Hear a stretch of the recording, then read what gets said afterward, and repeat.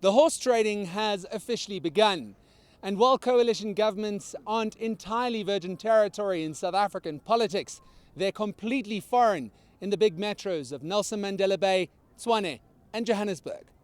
The ANC in Gauteng, which finds itself on the cusp of being out of power, has confirmed it's in talks to form coalition governments in Tshwane and Johannesburg, saying everything is on the table. We took an approach that we shouldn't say yet who we are talking to. People get offended if you announce them whilst we are still talking. At the right time, we will indicate who we are talking to, but we can confirm that we are into negotiations as we speak.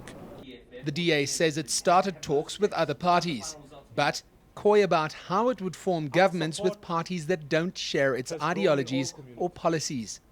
It was, however, clear about one thing: it won't be talking to the ANC.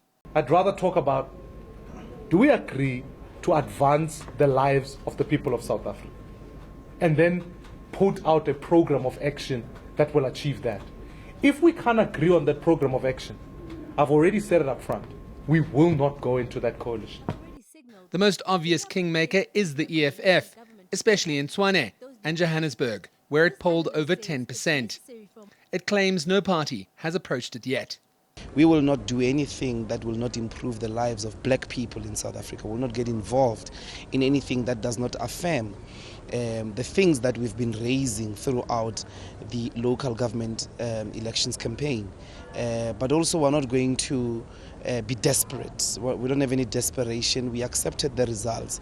Analysts argue that even if the difficult terrain of coalition talks is navigated, tough times lie ahead. People must simply brace themselves for some serious turbulence in at least the first year of the new coalition rulers in cities such as Tshwane or even Johannesburg, if it is led by the coalition of the DA plus another party. For example, a coalition between the DA and the EFF, to be motivated by that desire to get rid of the Jacob Zuma-led ANC. So to that extent, it's not ideologically driven, it's not principally driven. Those in the know also argue that forming a coalition government is one thing, but making it stick is another. Nicolaas Bauer, Johannesburg.